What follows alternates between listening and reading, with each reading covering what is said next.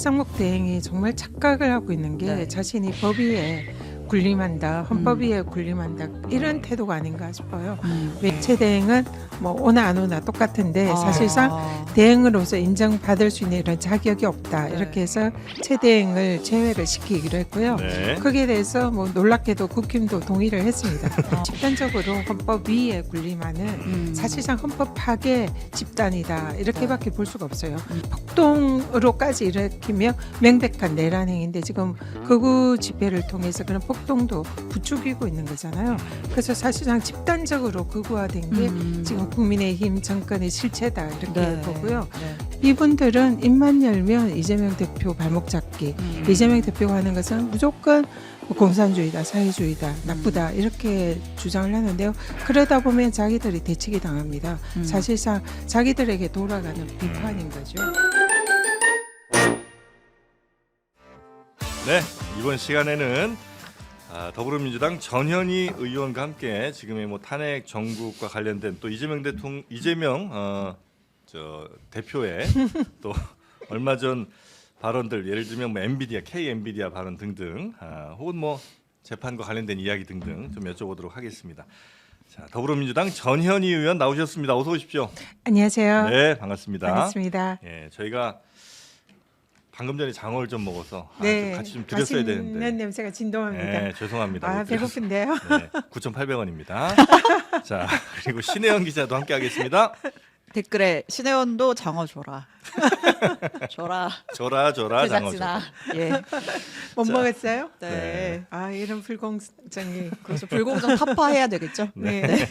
자, 우리 장어는 사실 기본 장어죠. 네, 기본 시리즈로 가겠습니다. 전 국민이 모두 장어 드실 수 있게. 자, 일단 그 탄핵 찬반 집회가 지난 3월 1일에 있지 않았습니까? 거기에 이제 가셨죠. 네, 같습니다. 예, 왜냐면 130분 정도가 아마 탄핵 찬성 집회에 민주당 의원들 가신 걸로 저희가 이제 보도를 통해서 봤는데 네, 정말 그 정도 가신 거죠? 거의 다 갔습니다. 우리가 그 가실 수 있는 분들은. 필방에 그냥 재미로 장난에 누가 해서 번호를 쫙 매겼는데요. 네. 거의 대부분이 네, 당일 갔다고 합니다. 현장 분위기는 좀 어땠습니까? 3.1절 집회다 보니까 네. 분위기가 좀 굉장히 엄숙하고 장엄한 그런 분위기가 있었고요. 대형 태극기를 이렇게 이제 시민석에서 이렇게 쭉 이동하는 그런 모습이 있었는데 굉장히 멋졌습니다. 네. 그리고 또 한편으로는 젊은 층들이 많이 나오고 또 제가 보기에는 그 강아지를 데리고 나오신 분들도 있고 아기들 데리고 오신 분들도 있고 그래서 굉장히 좀 분위기가 한편으로는 유쾌하고 발랄한 네. 이런 분위기도 있었고요. 예, 뭐 여러모로 굉장히 의미 있는 집회였습니다. 그러니까 이게 최후 변론 끝나고 헌재 선고가 임박해지니까 3.1절에 정말 이제 양 진영에서 많은 사람들이 나왔는데 사실 그 경찰 추산 인원으로 보면 반대하는 쪽의 인원이 더 뭐 많았다 이런 얘기도 있고 거기서는 진짜 막 강경 발언들이 쏟아졌잖아요. 강경이라고 해야 될까? 좀 선을 넘는 과도한? 발언들도 네. 나왔죠. 그러니까 뭐 국민의힘 서천호 의원 같은 경우에는 뭐 공수처, 선관위, 헌재 이런 국가기관들을 다 처부수자 네. 이런 얘기까지 하던데 이런 거 좀 어떻게 보셨어요? 일단 숫자로도 네. 저희들이 3.1절 집회에서는 저희들 추산으로는 예. 훨씬 더 보수 그런가요? 진영을 압도하는 아, 그래요? 네, 굉장히 많이 나왔습니다. 네, 네. 끝이 보이지 않아요. 대략 몇 분 정도 혹시 추산하셨어요? 거의 10만 명 이상 10만 분 나온 정도? 걸로 예, 그렇게 추산을 하고 있습니다. 네. 근데 그 극우 집회 저희들은 극우 집회라고 규정을 하는데요. 예. 그래서 그 말씀하신 그 서천호 의원의 발언은 네. 사실은 이건 그냥 단순한 집회에서 이렇게 뭐 선동하는 그런 걸 넘어서 사실상 내란 선동에 해당되는 범죄 행위에 해당한다고 네. 봅니다. 네. 왜냐하면 내란죄의 제가 이제 법률가다 보니까 법률 규정 자체가 어떻게 돼 있냐면 국헌문란을 목적으로 폭동으로 뭐 이런 헌법기관들의 권능을 무력화시키는 네, 이거를 네, 네. 내란이라고 규정을 하고 있거든요. 네. 그러면은 서천호 의원의 발언은 그게 딱 부합을 하는 거죠. 음. 일단은 헌법재판소나 뭐 이 헌법기관들을 때려 부수자, 폭동을 부추기는 그럼 거잖아요. 내란 선동이에요? 내란 선동에 명백하게 해당하죠. 예. 그래서 네. 당에서는 이 부분에 관해서 저희들이 법률 조치를 했고 네. 또 제명 결의안도 지금 제출을 해놓은 상태입니다. 그럼 이제 윤리특위가 열리는 건가요? 지금 아직 국회가 구성이 안 윤리가 됐잖아요, 구성이 사실은. 되지 않아서 네. 지금 현재는 뭐 특위는 열리지 않겠지만 어쨌든 네. 의원직 제명에 해당할 수 있는 굉장히 중대한 범죄 행위를 네. 저질렀다 네. 이렇게 보고 있습니다. 이런 행위로 인해서 국힘이 지금 네. 뭐 극으로 계속하고 있고 마침내 음. 극으로 한 몸이 된 게 아니냐 네. 이렇게 보고 있고요. 네. 점점 중도로부터 멀어지는 그런 지금 원심력으로 작용하고 네. 있다. 이렇게 사실은 보고 이런 있습니다. 거를 자당 지도부가 자제 요청을 하거나 당내에서 징계를 하고 해야 이런 소리들을 안 할 텐데 그 국민의힘 지도부는 그럴 생각은 좀 없어 보이는 그럴 것 생각이 같아요. 없는 걸 떠나서 예. 더 부추기고 있죠. 아. 지금 뭐 당 차원에서요? 네, 헌법재판관 임명하지 말라고 지금 이제 단식 농성하고 있는 박수영 거기도 의원. 예. 가서 격려를 하고 있고 또 음. 극우 집회에 앞장서고 있는 극우 유튜버들 네. 10명을 뭐 권영세 비대위원장이 명절 선물을 선물 보내기도 보냈죠. 하고 네. 그냥 계속적으로 네. 지도부가 집회에 공식적으로 참여는 하진 않지만 음. 사실상 이런 극우 선동을 부추기는 그런 행위를 네네네. 하고 있고요. 그래서 이미 국민의힘은 보수 정당을 넘어서 극우 정당으로 이미 지금 자리매김하고 있다 이렇게 생각이 듭니다. 스스로 좀 더 이렇게 좁게 가고 있다는 판단이신 것 같은데 저는 요거 문제랑 조금 다를 수 있겠습니다만 그 윤리특위 뭐 이런 거 이제 할 때마다 아, 제대로 제명된 사람이 뭐 저는 잘 모르겠어요. 없죠 아마. 거의 없죠. 많지 않죠. 보통 윤리특위 구성이 좀 미뤄지거나 네. 그래서 구성이 흐지부지 된 되는 상황에서도 경우가. 굉장히 뭐 논의가 길어지거나 네. 그래서 그냥 우리 이런 거 했어요 정도로 그냥 지지자들한테 보여주는 게 아니라면 정말로 그 국회의원들의 잘못도 이제 여러 층위가 있고 뭐 정말 잘못한 분들도 있을 거고 좀 덜 잘못한 분들도 있을 텐데 정말 이거 문제라고 생각한다면 꼭 뭐 서천호 의원 얘기는 아닙니다만 하여튼 제대로 윤리특위를 열어서 끝까지 결과를 좀 보여주는 뭐가 있어야 앞으로 그런 일들도 국회의원들이 좀 자제를 할 텐데 대체로 뭐 그냥 국회의원들이 한 잘못들은 뭐 윤리특위 갈 거예요 뭐 이렇게 했다가 그냥 흐지부지 뭐 사과 뭐 이렇게 하면서 넘어가는 경우가 워낙 많으니까 제대로 이게 실효성이 좀 없는 것 같다는 생각도 들긴 합니다. 그냥 유권자 한 사람으로서는. 할 말이 없고요. 네. 그 부분은 그 지적은 뭐 사실인 것 같습니다. 예. 사실 또 국회 윤리특위를 구성하려면 네. 여야가 합의를 해서 그렇죠. 구성을 해야 되니까 그 부분이 아직 진행이 안 되고 있는 건 사실이고요. 네. 근데 네. 이번에 서천호 의원 사례는 윤리특위에 이렇게 제소를 하기도 했지만 제명한. 네, 네. 거기에 대해서 지금 명백한 내란 선동죄에 해당한다고 네네네. 보고 형사고발 조치도 했다라는 것을 말씀드립니다. 네, 알겠습니다. 이거는 꼭 윤리특위 아니더라도 처벌이 될 수밖에 없다. 수사기관에서 처벌이 될 수밖에 없는 명백한 현행법 네. 위반이라고 알겠습니다. 봅니다. 탄핵 선고 시점은 언제쯤으로 예상하세요? 정상적으로 하면은 네. 3월 10일에서 14일, 15일 다음 그 주. 사이에 네. 이루어지지 않을까 네. 이렇게 저희들은 예측을 하고 있는데요. 네. 뭐 지금 어쨌든 국민의힘 쪽이나 윤석열 측에서는 어쨌든 이 탄핵 결정을 미루려고 네. 여러 가지 꼼수를 쓰고 있어가지고 네. 이 부분이 이제 저희들도 굉장히 우려를 하고 있습니다. 그 마은혁 후보자 임명이 지금 계속 미뤄지고 있는데 어제 최상목 권한대행이 또 국무회의 간담회하고 또 숙고하겠다고 결론을 안 내렸잖아요. 별로 변수가 되지는 않는 거죠. 일단 지금 최상목 대행이 정말 착각을 하고 있는 게 네. 자신이 법위에 군림한다, 헌법위에 군림한다 이런 태도가 아닌가 싶어요.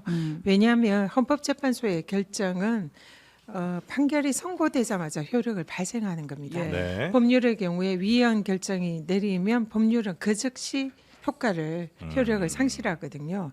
그래서 헌재에서 이것을 위헌이다 결정하면 그 즉시 위헌입니다. 해야 하죠, 바로 그러면은 임명을. 이 대통령 권한 대행의 경우에는 헌법을 수호하고 지켜야 되는 사람이에요. 그렇기 때문에 헌재가 결정하면 싫어도 따라야 됩니다. 네. 우리가 법원의 판결이 마음에 안 든다고 그걸 뭐 따르지 않고 거부할 수는 없는 거잖아요. 네. 마찬가지였거든요. 그런데도 정말 상식을 뛰어넘는 재판관 임명을 헌법의 결정을 사실상 불복하고 따르지 않고 있습니다. 그래서 네. 저는 권한 대행의 자격조차 없는 그런 행위다 이렇게 보고 있고요. 이 자체로도 정말 완전한 위헌이죠. 예. 그래서 위헌 위법 행위 제가 그래서 탄핵 마일리지가 이미 충분히 쌓였다 네. 이렇게 네네네. 표현을 하고 있는 이유입니다. 근데 그러면 민주당에서 할 수 있는 액션이 좀 있어야 되잖아요. 근데 할 수 있는 액션이라는 게 이 사람 다시 탄핵하는 거 말고 또 뭐 있죠? 형사 고발 조치는 이미 저희들이 직무유기라든지 직권남용으로 많이 고발 조치는 현재 해둔 상태고요. 네. 그 외에는 사실적으로 이런 네. 헌법을 위반했다 하더라도 탄핵 외에는 달리 네. 할 수 있는 그런 조치가 아. 없어서 근데 그 탄핵도 사실 지금 거의 해야 될 것 같은데 못 하는 거죠? 지금 사실은 옛날에 이미 해도 충분할 정도로 예. 위헌 위법 탄핵 사유는 충분한데요. 뭐 상설 특검을 임명하지 않았다든지 이것도 법률상 의무거든요. 네. 그리고 대법관도 아직 임명 안 했습니다. 네. 국회에서 청문회를 통해서 선출을 한 네. 그런 경우 그리고 지금 마흔이억 재판관 임명하지 않는 것 네. 또 거부권을 진짜 대행으로서는 신기록을 세울 정도로 무소불위에 그렇죠. 대해 네, 거부권 행사를 네, 하고 네. 있어요. 그래서 이미 위헌 위법 사유가 너무나 쌓여 있는데 네. 그래서 저희들이 탄핵 카드를 이제 만지작 하고 있다 네. 이러면 이제 이게 정확한 표현인데 네. 오늘도 사실 논의가 있었습니다. 아, 네. 최고위에서요. 네, 재상 비공개 회의에서 예. 지금 이 너무나 이 사실상의 권력 남용이고 헌법 위에 군림하는 황제 대행 그런 역할을 하고 있는 거 아니냐. 네. 그래서 우리가 헌법을 수호하고 법치주의를 지키려면 원칙대로 해야 되잖아요. 가장 원칙대로 해야 될 사람은 네.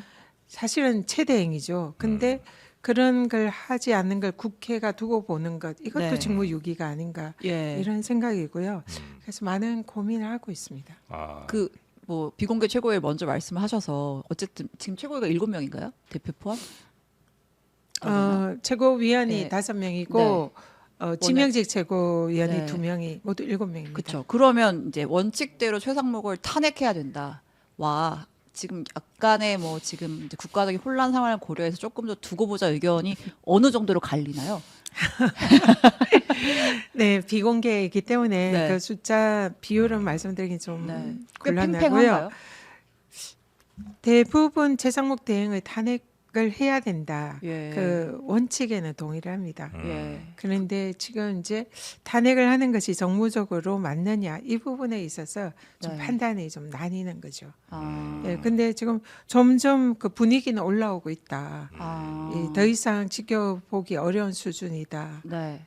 네, 이 정도로 네. 말씀드립니다. 탄핵을 지금 해야 되는데 얘는 다 동의하시는데 하지 못하는 이유라면 이제 국정의 혼란을 이제 부담스러워하시는 거잖아요. 네, 그럼 이제 국정 운영을 이제 잘 원활히 하기 위해서는 여야와 그다음에 정부도 같이 뭔가 같은 테이블에서 얘기해서 빨리빨리 처리를 좀 할 건 해야 될 것 같은데 현재는 여야 정에서 그러니까 정부 쪽은 빼겠다고 하시는 거죠? 뺀 거죠? 일단 지금 여야정 얼마 전에 그 네. 협의체에 네. 민주당이 참여를 하지 예, 않았습니다. 국정협의체. 왜냐하면 네. 최상목 대행이 마흔이억 재판관을 즉각 임명을 해야 되는데 그걸 하지 않고 계속 뭉개고 있어서 거기에 네. 대한 문제 제기와 경고 차원에서 저희들이 최대행을 계속 이런 식이면 네. 권한 대행으로 인정할 수 없다 네. 이렇게 선언을 했고요. 그런 차원에서 저희들이 불참을 네. 선언을 했고요. 그렇지만은 지금 필요한 지금 추경이라든지 네. 반도체법이라든지 현안에 관해서는 더 이상 미룰 수 없는 네. 그런 또 민생 현안이기 때문에 네. 저희들도 막중한 책임감을 느끼고 있습니다. 네. 네. 그래서 그 어제 이제 국회의장과 여야가 수석들 논의를 만났죠. 예. 해서 지금 어차피 최대행은 국힘이 시키는 대로 하는 국힘 대행과 마찬가지고 따로 별도의 의견을 가지고 있지 않다고 저희들은 보기 때문에 예. 지금은 여야랑 국회의장이랑 하는 그런 여야 협의체로 네. 일단 우선 가동을 하자. 예. 최대행은 뭐 오나 안 오나 똑같은데 아. 사실상 대행으로서 인정받을 수 있는 이런 자격이 없다. 네. 이렇게 해서 최대행을 제외를 시키기로 했고요. 네. 거기에 대해서 뭐 놀랍게도 국힘도 동의를 했습니다. 그래서 사실상 그건 정말 놀랍네요. 사실상 최대행이 네. 그 국힘의 그런 지지에 따르는 어. 그런 명목 상의 대행이라는 그 국힘도 인정한 게 아닌가 싶고. 근데 추경도 그렇고 뭐 상법 개정도 그렇고 부처 장관들도 와서 얘기도 하고 저희가 예산이 얼마인데 이런 얘기도 하고 해야 되는데 그냥 국민의힘도 우리가 알아서 하겠다라는 네. 거예요. 그래서 뭐 국힘에서도 그렇게 동의를 했기 때문에 네. 지금 여야 협의체로 지금 네. 조만간 진행할 예정입니다. 알겠습니다. 하여튼 네. 현재 상황에서 그러면 국정 운영은 큰 문제 없이 돌아가고 있다고 저희가 생각해도 돼요. 국힘에서 결정하면 제 대응은 따를 것 같습니다. 그러면 네. 우리는 여야가 협의를 해서 네. 국회안을 도출을 하면 그는 뭐 특별한 문제가 없이 진행될 수 있지 않을까. 근데 그 정도의 상황이면 정말 원칙대로 탄핵 사유가 쌓였다. 최상목 권한대행도 탄핵을 해야 되는 거 아니에요? 그런 고민을 정무적으로 지금 하고 있는 거죠. 네. 근데 그 국무회의에서 국무위원들이 그런 얘기를 했다는 거 아니야? 이완구 법제처장이나 이런 사람들이 곧 한덕수가 돌아올 건데 지금 임명하지 말아라. 한덕수 그러니까 총리가 돌아올 가능성이 좀 크다고 보시나요? 탄핵이 기각될 가능성이? 그냥 헌재에서 결정할 일이고요. 예. 지금 이완규 법제처장이나 국민의힘이나 지금 정부 측 인사들이 이분들이 정말 이 헌법을 알기를 자기들 마음대로 생각하는구나. 그리고 헌법기관의 뭐 헌법재판 이런 것도 네. 얼마든지 자기들 마음대로 뭉갤 수 있다고 생각하는구나. 그야말로 집단적으로 헌법 위에 군림하는 사실상 헌법 파괴 집단이다. 이렇게밖에 볼 수가 없어요. 네. 이 헌법 파괴는 아까도 말씀드렸지만 내란입니다. 그걸 폭동으로까지 일으키며 명백한 내란 행위인데 지금 극우 집회를 통해서 그런 폭동도 부추기고 있는 거잖아요. 그래서 사실상 집단적으로 극우화된 게 지금 국민의힘 정권의 실체다 이렇게 보고요. 네. 이 이완규 처장이 뭐 한덕수 총리가 다시 돌아올지 안 돌아올지 이거는 헌재의 판단에 따른 거잖아요. 네. 물론 헌재가 뭐 인용할 수도 있고 기각할 수도 있지만 어쨌든 마흔역 재판관을 임명하는 것은 헌재가 이미 결정을 했어요. 위헌이라고. 예. 그러면 그는 무조건 따르는 게 원칙이죠. 그래서 그걸 가지고 뭐 이런 거래의 대상이나 이뭐 네. 그걸 가지고 임명을 안 할 수 있다. 예. 이거는 정말 발상을 뛰어넘는 정말 반항적인. 네 극우적인 행태가 아닐 수 없습니다. 알겠습니다. 자, 그리고 민주당 얘기 조금 가보겠습니다. 네. 이재명 대표가 대통령이 되면 지금 이제 사법 리스크 관련해서 국민의힘이 계속 공격을 좀 하고 있는데 재판이 당연히 당선이 되는 경우에 대법 재판이라도 그건 중단이 된다는 게 압도적 다수설 헌법학자들의 압도적 다수설이라고 이제 우리 전현희 의원께서 말씀을 해주셨잖아요.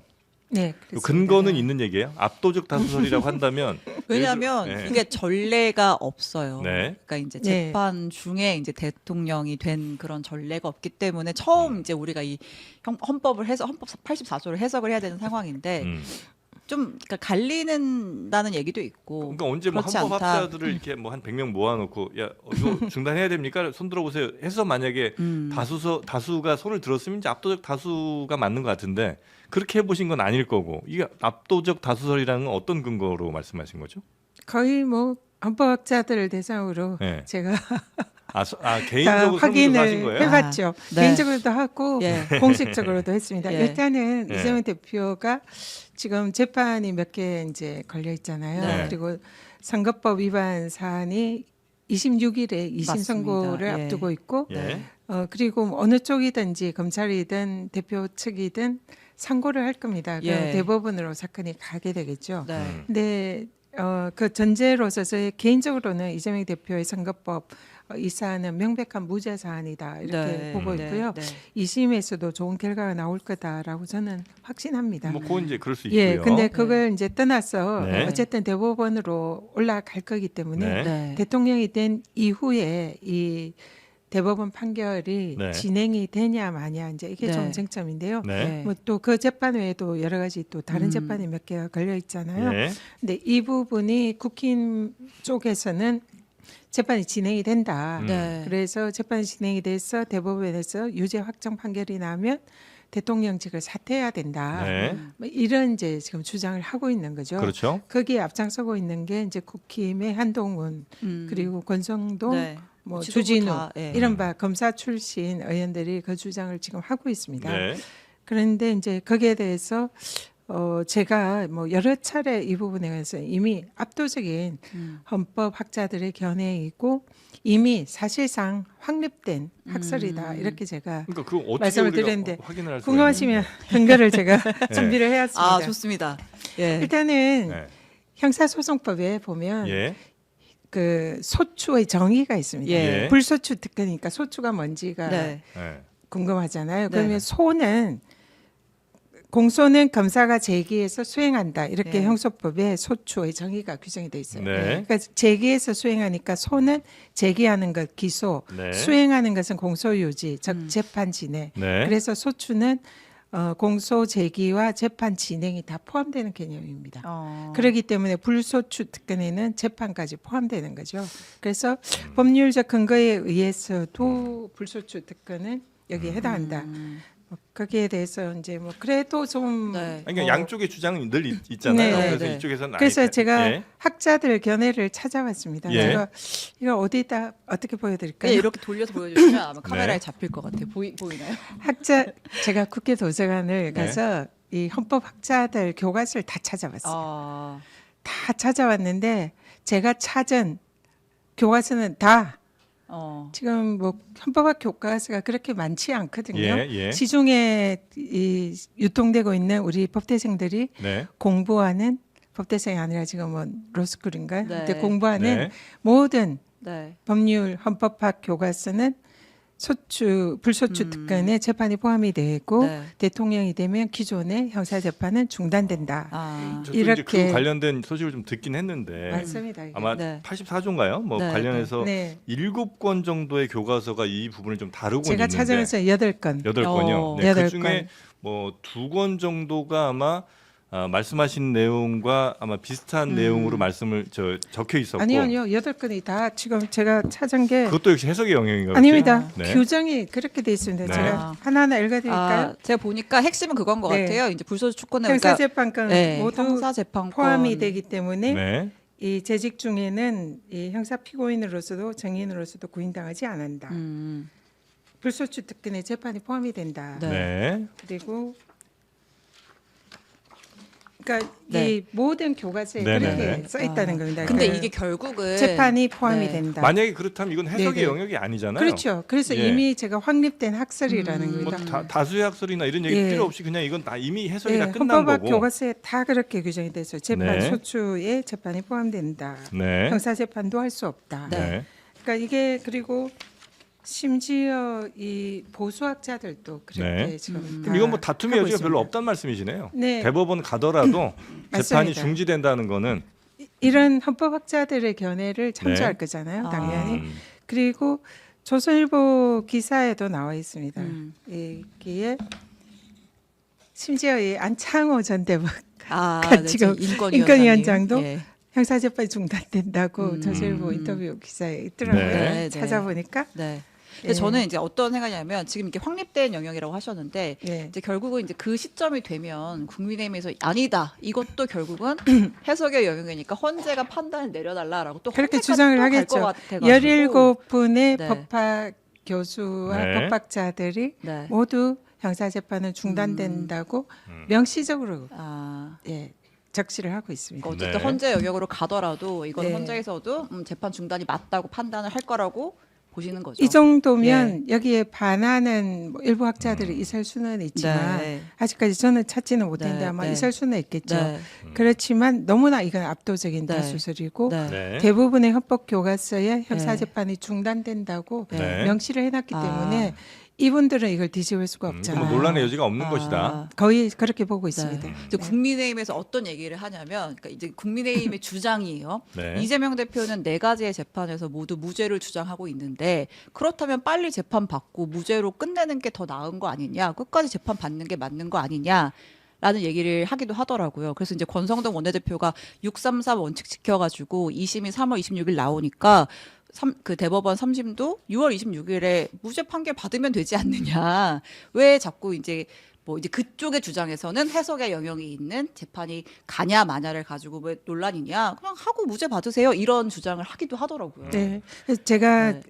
국힘에서 주장하는 세 분이 모두 검사라고 예. 말씀을 드렸는데 검사들이라서 형법만 보고 헌법학 교과서 보지 않는 게 아닌가 이런 생각이 들고요. 어쨌든 헌법학에서는 이것은 거의 확립된 이 다수설이다 이렇게 보고요. 말씀하신 그런 사안은 당연히 무죄를 네. 저희들은 입증을 하고 무죄 판결을 받아야죠. 근데 네. 무죄 판결을 받기 위해서는 그게 아주 증거에 의해서 법리에 의해서 면밀히 해야 되는 거고 그게 신속하게 한다고 해서 그게 무죄가 나오는 건 아니잖아요. 예. 그렇기 때문에 거기에 법리에 맞게 절차에 맞게 증거에 맞게 해서 무죄 판결을 받는 것이 필요하고 네. 그것이 정도다 이렇게 네. 보는 거죠. 알겠습니다. 네. 자 그리고 요즘 최근에 제일 이재명 대표 관련돼서 좀 논란되고 있는 것은 그 K 엔비디아 예. 그렇죠. 네. 네. 엔비디아 같은 회사가 우리나라에도 이제 만들어져서 거기에 이제 국가가 좀 투자를 해주고 한 30% 정도의 지분을 갖고 있을 때 거기서 나온 이익 등을 이제 같이 국민과 공유를 하게 된다면 아마 굳이 세금을 더 안 걷어도 되지 않겠냐 이런 정도 이제 아마 발언이 있었던 것 같고요. 관련해서 요거는 좀 너무 허황된 얘기다 내지는 뭐 사회주의적 사고다 등등 여러 비판들이 있는 건 알고 계시죠? 근데 예. 요 얘기를 이재명 대표가 앞뒤 맥락도 모르고 내가 한 말을 그대로 해석한 거 맞느냐, 내가 한 말 제대로 한번 들어봐라 이렇게 네. 한번 또 얘기를 해서 저희가 그 발언을 한번 들어보고 갈게요. 네. 네. 그러니까 당연히 여기서 나온 결과물을 시민들하고 어떻게 나눠 가질 건데가 처음에 이걸 시작하면서 합의가 돼야 되는 거예요. 가능하라고 보는데 엔비디아 같은 회사가 하나 새로 생겼다. 그중에 국민의 지분이 30%다. 네. 그래서 그 70%는 민간이 가지고 네. 30%는 국민 모두가 나누면 굳이 세금에 막 그렇게 의존하지 않아도 되는 사실 네네네. 오지 않을까요? 예. 네, 아마 우리 전현 의원은 충분히 이 발언의 이제 진위라든지 그 배경 맥락 등을 충분히 이해하고 계실 테니까 이걸 오해 없도록 좀 한번 설명을 해주신다면. 정량진 앵커께서는 굉장히 경제 전문가를 알고 제가요? 있는데 아니에요. 인터뷰를 많이 한 우리 사람이죠. 뭐. 예. 앵커님께서도 이 발언을 이해할 수 있지 않을까 저는 그렇게 생각을 합니다. 네. 네. 이게 그 지금 이런 이 엔비디아나 뭐 AI 기업 같은 네네. 그런 이제 기업을 만약에 우리가 국제 수준으로 만들려면 정말 엄청난 돈이 들잖아요. 뭐 그렇겠죠. 예, 거기에 대한 투자가 엄청난데 그게 지금 사기업 영역에서 그런 투자를 감당할 그런 능력이 있는 일단 회사가 있을까 그런 의문이 들고요. 그러면은 우리가 지금 선진국의 그 수준에 따라가려면 국가가 어느 정도 투자를 하는 것이 필요한 것이 현실입니다. 네, 네. 예, 그리고 이미 우리나라에도 전례가 있어요. 지금 포스코라든지 네, 네.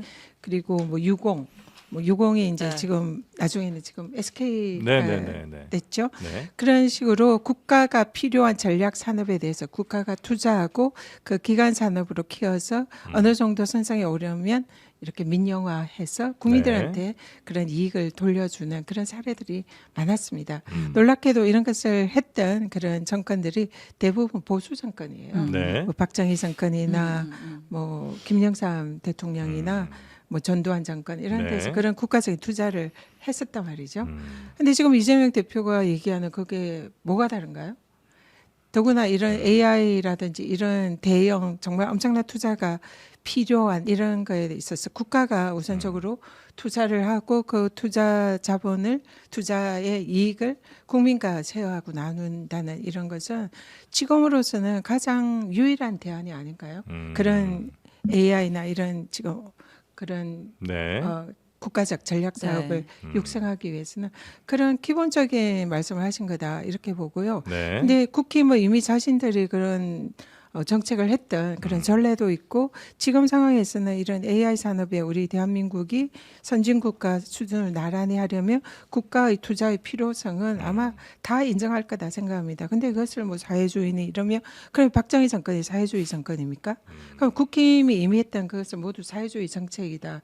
이런 것과 다름이 없고요. 네. 그래서 이분들은 입만 열면 이재명 대표 발목 잡기, 이재명 대표가 하는 것은 무조건 뭐 공산주의다, 사회주의다, 나쁘다 이렇게 주장을 하는데요. 그러다 보면 자기들이 대치기 당합니다. 사실상 자기들에게 돌아가는 비판인 거죠. 그래서 이거는 지금 우리가 AI라든지 엔비디아 같은 그런 국가적인 산업이 필요하다라고 판단을 하는 것은 이미 국민적인 공감대를 이뤘다 생각을 하고요. 네. 그러면은 거기에 대해서 투자의 방법으로 국가 전략 산업을 육성하는 방법 중에 하나로 국가가 투자하고 거기에 대해서 국민들이 그런 이익을 쇄화할 수 있도록 하는 이런 부분은 지금이야말로 정말 필요한 네. 정책이다 이렇게 보는 거죠. 그 뭐 여러 비판 지점들이 좀 있을 것 같기는 한데요. 뭐 비판하신 분들 입장에서 조금만 더 질문을 드려보자면, 예를 들어서 무슨 아까 말씀하신 뭐 포스코라든지 뭐 이런 회사들이 성장해 나갈 때는 이제 그 회사들의 국가의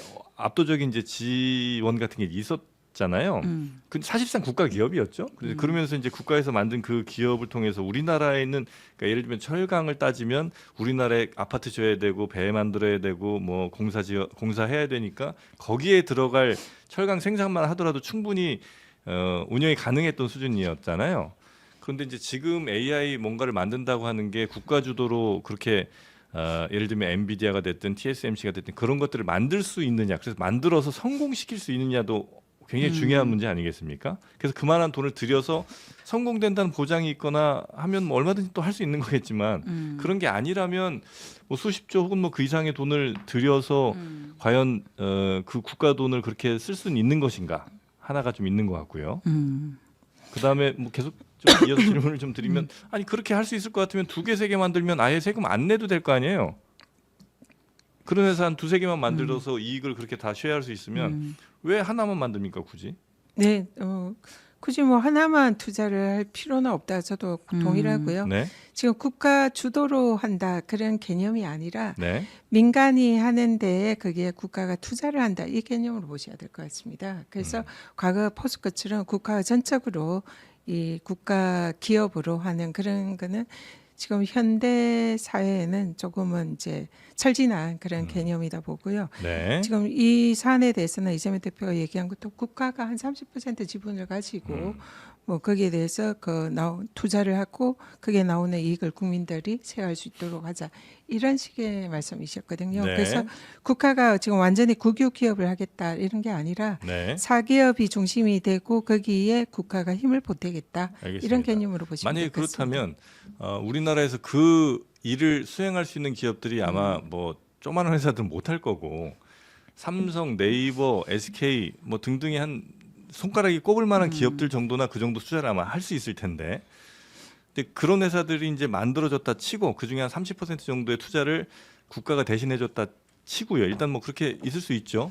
이익을 이제 쉐어해야 될 거 아니에요. 근데 그런 회사들은 보통 5년, 10년 혹은 뭐 그 이상까지도 거의 이익 쉐어를 못 하거든요. 왜냐하면 계속해서 투자가 많이 들어가야 되기 때문에 언제 그럼 그 이익을 쉐어를 하자는 거며 그때까지 들어간 국가의 그 돈들은 어디서 나오는 거냐, 이런 비판도 있을 수 있을 것 같습니다. 일단은 지금 해외에서도 네. 이런 그 국부 펀드 뭐 이런 펀드들 있잖아요. 네, 기금이라든지 이런 거 그런 기금들이 이런 지금 앞으로 4차 산업이나 이런 큰 전략 산업에 투자를 하는 예가 이미 많이 있습니다. 네, 그래서 우리나라에서도 지금 이제 그러한 투자를 이제 한번 검토를 해보겠다 그런 거고요. 네, 그래서 이 부분에 관해서 그런 기존의 그런 연기금들의 투자라든지 국부펀드의 투자의 이런 예에 준해서 보시면 될 것 같고요. 네. 이게 그 꼭 지금 이재명 대표가 말한 여금만 색안경으로 끼고 볼 사안은 아니다 이렇게 생각을 합니다. 네네네. 네. 그러니까 이제 미래에 분명히 필요한 우리의 중요 먹거리가 될 수밖에 없고, 대신 이제 국가가 좀 더 도와주면서 그 산업을 많이 좀 키우고 그다음에 그 이익을 전 국민이 같이 좀 나누는 것은 너무나 좀 필요한 일이다. 이렇게 이제 저희가 이해를 하면 되겠죠? 네, 네. 네, 알겠습니다. 자, 하여튼 한국판 엔비디아 관련해서 이제 뭐 여당이라든지 아니면 이준석 대표도 아마 이준석 의원도 꽤 비판을 좀 강하게 한 것 같기는 한데요. 이건 좀 다른 네. 맥락의 비판이 하나 있었어요. 그 이재용 전 타다 대표가 네. 그러니까 이제 과거에 이 타다 금지법을 이제 민주당이 주도를 했었는데 이렇게 혁신 기업들을 발목을 잡아 놓고서는 이제 와서 다시 그런 AI나 이런 혁신 산업에다가 투자를 한다고 하는데 사과부터 해라 뭐 이렇게 비판을 하기도 하던데 네. 이건 좀 어떻게 보셨어요? 네, 타다 관련해 가지고는 네. 제가 택시 카풀 사회적 대타협 할 때 네. 당시 TF 대책위원장으로서 이 문제를 직접 다룬 적이 있습니다. 네. 그때 당시에는 저희 민주당과 정부의 그 가장 중요한 관심사는 이 기존의 전통 사업이라고 할 수 있는 택시 사업. 사업자들. 예. 네. 거기에 이제 종사하는 많은 운전기사들이나 네. 관련되어 있는 전통 업계 종사자들이 새로운 이런 이제 신 IT를 장착한 새로운 이제 개념의 산업이 오면서 신구 산업의 이런 충돌이었습니다. 있었죠. 네. 거기서 택시 기사들과 그 종사자들의 생존권 보장이 당시에는 굉장히 화두였고요. 여러분이 사실상 그때 분신 자설을 하면서 네. 굉장히 갈등이 격화가 된 상황이었습니다. 그런 상황에서 이 신구 산업을 조화할 수 있는 그런 해법을 내는 것이 당시에 이제 정책적인 중요 과제였고요. 네. 그렇다고 해서 타다라든지 이런 새로운 그 모빌리티 네. IT를 접목한 모빌리티 산업의 중요성을 강화할 것은 전혀 아닙니다. 그래서 그 부분에 관해서 당시에 이제 타다 쪽에서는 네. 좀 그 반발이 있었기는 네. 하지만 당시에 이제 대표 측에서는 네. 우리 개인 지분까지도 사회에 하원에서 하겠다고 했는데 네. 금지시켜 놓고 이제 와서 뭐 하는 건 진정성이 없지 않느냐 이런 주장을 하더라고요. 제가 알기는 네. 그 타다는 지금 네. 다른 회사가 지금 매각을 해서 네. 주체가 바뀐 걸로 알고 있고요. 네. 그 새로운 그 주체의 회사에 제가 최근에 예. 대화를 했었습니다. 어, 근데 그때 당시에 타다가 어쨌든 현행법 체계에 위반하는 그런 비즈니스 모델을 가지고 있기 때문에 그게 당시로서 어쩔 수 없는 상황이다. 그 네. 새로운 회사 대표도 그렇게 얘기를 했고요. 지금의 타다는 현행법의 체계에 맞춰 가지고 사업을 잘하고 있다. 이런 이제 말씀을 들었고요. 그래서 이재용 대표의 그 생각은 충분히 네. 경청할 만한 가치가 있고 네. 또 새로운 신산업에 대한 또 유연한 그런 법과 제도 정책을 만들 필요는 있다. 이렇게 생각하고요. 앞으로도 이재명 대표의 그런 이제 여러 가지 고언은 앞으로 민주당이 잘 새겨서 정책에 녹여내도록 하겠습니다. 네. 그리고 아마 이재명 대표가 그 삼성 이재용 회장을 만나죠? 네, 20일 날 네. 만난다고 네. 하고 민주당이 먼저 제안을 했다고 하더라고요. 예. 네, 네. 지금 이재명 대표는 사실상 이제 많은 산업계 인사들을 만나는 행보를 계속 하고 네. 있고요. 내일은 또 부산에 가서 북가강로 관련된 개척과 관련된 그런 행보를 할 예정입니다. 네. 그래서 그런 차원에서 우리 경제를 살리기 위해서는 만날 수 있는 모든 분들을 만나서 대화를 듣고 또 정책 제안을 듣겠다 그런 입장이고요. 네, 네. 그런 일환으로 이루어지는 걸로 알고 있습니다. 아무래도 지금 이제 워낙 정세도 좀 불안정하고 하다 보니까 경제인들 입장에서 굉장히 아마 불안할 거예요. 왜냐면 네, 불확실성이 커진 만큼 네. 어떻게 어떤 투자를 해야 될지 그 결정도 이제 많이 미뤄지거나 좀 못하는 경우가 많지 않겠습니까? 아마 그런 불안감을 좀 잠재우겠다는 게 아마 이재명 대표의 뜻인 거다 이렇게 해석을 하면 괜찮을까요? 네, 뭐 지금 이제 보수 그 중도 보수를 선언을 하면서 이제 계속 오른쪽으로 가고 있지 않느냐 뭐 예. 이런 이제 걱정들도 하는 또 분들도 계십니다. 네. 그렇지만 지금 현재로서는 제일 중요한 것이 나라가 위기에 빠져 있고 경제를 성장하는 것이 현재로서는 최우선 과제다. 네. 이렇게 생각을 하고요. 그를 위해서 지금 할 수 있는 이 경제에 관한 뭐 여러 가지 정책이라든지 규제를 완화한다든지 이런 쪽으로 많은 고민을 하고 있습니다. 그래서 네. 현장에 계신 많은 분들의 얘기를 듣는 것이 제일 중요하다. 이렇게 네. 보고 있는 거죠. 네. 이재용 회장 만나면 52시간 얘기는 안 나올 수가 없잖아요. 그 반도체법 예. 관련해 가지고 사실은 민주당이 먼저 반도체 지원법을 만들었어요. 예. 거기에는 이 사실 근무 시간에 관한 규정이 없었고 네. 현행법 테두리에서 하면 된다는 입장이었습니다. 근데 국힘의 이철규 산자위원장이죠. 예. 그분이 거기에 이제 주 52시간 특례 규정을 넣었어요. 그래서 그 속셈은 저희들은 우리가 반도체 지원법을 만들어서 통과를 시키려니까 발목 잡으려는 의도가 아닌가. 그래서 노동계 이슈를 끌어넣어서 민주당이 이건 건드리지 못하겠지. 그래서 이걸 핑계로 민주당이 노동계와 이간질하거나 아니면 산업계와 이간질하거나 그렇게 해서 그 법을 사실상 발목 잡으려는 의도가 아닌가 이렇게 보고 있고요. 그래서 우리는 지금 제일 중요한 것은 반도체 산업을 지원하는 거다. 네. 일단 지원하는 법을 통과시키자. 그런데 계속 이 시간 52시간 시간, 근무 네. 이걸 계속 고수를 하면서 네. 민주당의 입장을 밝혀라. 이런 식의 지금 국힘의 새로운 신종 발목 잡기가 시연이 되고 있습니다. 네. 근데 그것과 관련해서 이재명 대표가 반도체 지원법의 필요성을 강조하면서 주 52시간 특례와 관련해서 예. 산업계와 노동계에 토론회를 했었어요.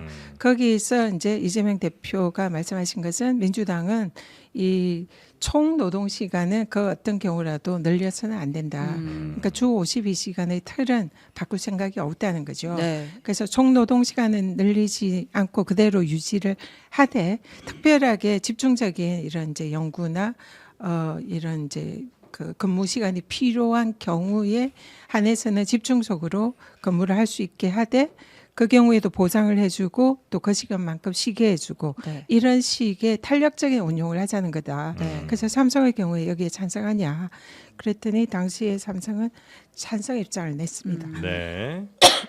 그렇게 해서 예. 아마 두 사람의 만남에 그 관련된 이야기가 나오긴 나올 텐데 크게 부딪힐 부분은 없겠군요. 네, 그렇게 생각합니다. 네, 알겠습니다. 끝으로 요거 하나만 좀 더 여쭙고 싶은데 지금 선관위가 문제가 좀 많잖아요. 여러 뭐 채용 비리 관련해서도 얘기가 나오고 있고 도대체 운영을 어떻게 하는지 그 누구의 견제도 잘 받지 않는 것 같기도 하고요. 자기들끼리 뭐 가족회사라는 얘기까지 나올 정도인데 여기에 대해서는 국힘도 이야기를 좀 하고 있는 것 같고요. 민주당도 입장이 있으시죠? 선관위 어떻게 할 것인가에 대해서.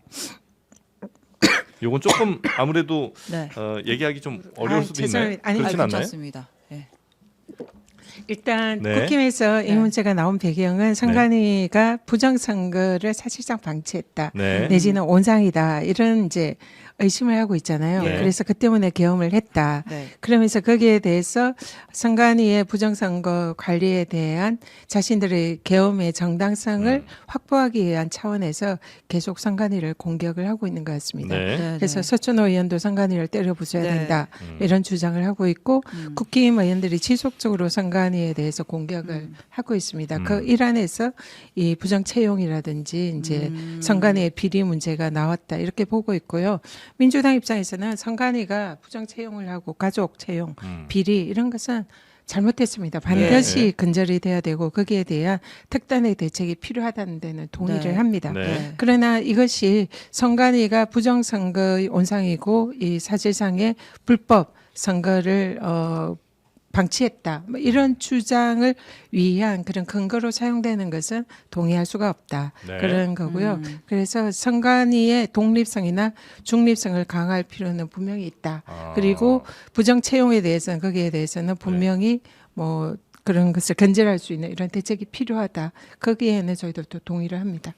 독립성을 더 강화해주면 그런 채용이나 이런 데 있어서 그러니까 선거를 잘 관리한 거랑 네. 이들이 조직을 어떻게 운영한 거랑은 조금 이제 다를 수는 있잖아요. 예, 예. 근데 그 조직 운영한 거에 대한 문제는 대체로 여야가 공감을 좀 하시는 편이긴 한 예. 거죠. 예, 예. 그렇죠. 예. 부정 채용에 대해서 그걸 예. 관용할 그런 정치권은 없다고 생각을 하고요. 네. 근데 지금 이제 다만 헌재가 이번에 감사원이 선관위를 네. 감찰하는 것은 위헌이다 결정을 예. 했잖아요. 네. 그래서 현행법 체계로는 감사원은 선관위에 대한 직무 감찰이나 이런 것을 할 수가 없습니다. 네. 제가 권익위원장 출신인데 권익위에는 이 부정 채용과 관련해서 조사할 수 있는 권한은 있습니다. 네. 그러나 여기도 한계가 있는 것이 강제력이 없어요. 그렇죠. 그래서 조사를 해달라고 이 자료를 내달라 하더라도 선관위가 협조를 하지 않으면 네. 그는 조사를 할 수가 없습니다. 네. 그래서 이런 부분에 관해서 강제력을 부과하는 그런 또 입법적인 그런 조치도 필요할 수도 있고요. 네. 또 아니면은 지금 검찰의 경우에는 사실상 무조부리의 권한을 행사하잖아요. 사실상 감사원도 검찰을 감찰하지 않고 있고 네. 공수처의 경우에도 검사를 몇 명 건드리려다가 지금 계속 예. 물 먹고 있습니다. 예. 그래서 검찰은 사실은 이 행정청의 행정부의 한 청에 불과한데도 네. 사실상의 그 무소불위의 권한을 행사를 하고 있잖아요. 네. 이런 거에 대해서도 사실은 이제 입법적으로 보완을 할 필요가 있는 거죠. 그래서 이참에 이런 권력기관들에 대한 내부 직무 감찰에 관한 그런 제도적인 보완이 필요하다 이렇게 봅니다. 제도적 보완은 감사원의 필요할 경우도 거다. 마찬가지입니다. 예, 감사원을 그렇죠. 감찰할 예. 수 있는 기관은 아무 데도 맞습니다. 없습니다. 예. 그렇기 때문에 이런 것 포함해서 그런 보완이 필요하다 이렇게 네. 보고 있습니다. 하여튼 어떤 기관이든 견제받지 않으면 대체로 다 이런 예. 문제들이 발생하는 것 같아요. 네, 그렇습니다. 네. 항상 그 견제 장치를 음. 마련해야 될 것 같은데 다만 지금 시점에 무슨 선관위 현안 질의하자 이런 것은 뭐 국민의힘의 다른 의도가 좀 더 그는 있다고 부정선거 보입니다. 프레임을 더 예. 강화하기 위한 바라상관위가 이런 채용 비리도 하고 나쁜 기관이니까 부정선거도 저지르지 않았겠냐 이런 식으로 몰고 가려는 네. 그런 정략적인 의도가 있다 이렇게 보는 거죠. 알겠습니다. 자 오늘 저희 전현희 의원과 함께 현안도 네. 좀 여쭤보고 또 당의 이재명 대표 관련된 여러 정책들 관련 이슈까지 좀 여쭤봤습니다. 어떻게 오늘 괜찮으셨는지 모르겠습니다. 오늘 너무 그 좋은 또 하고 싶은 말씀을 많이 질문해 주셔서 너무 네. 감사하고요. 아, 네, 네. 네, 제가 혹시 실수를 했는지 모르겠는데 그 있으면 좀 그렇게 양해 야, 실수는 부탁드립니다. 없으셨고 그냥 목 살에 들린 게 좀 안타까워서 너무 설명을 잘 해주시다 보니까 괜찮으셨죠? 목이 잠깐 네, 메이셨던 것 네, 같습니다. 네, 목이 좀 많이 메이셨다면 저희 당 밸런스 한 잔 드시면서 네. 좀 목을 안정시키셔도 좋을 것 같습니다. 저희 잠시 후에는 최종건 연세대 정치외교학과 교수와 함께 트럼프와 젤렌스키 예. 심각합니다. 여기도 예. 지금 그 젤렌스키 이야기 좀 불쌍해 죽겠습니다. 예. 여쭤보도록 하고요. 네. 우리 전현희 의원과는 이 정도로 마무리하도록 하겠습니다. 다음 기회에 또 뵙도록 하겠습니다. 고맙습니다. 네, 감사합니다.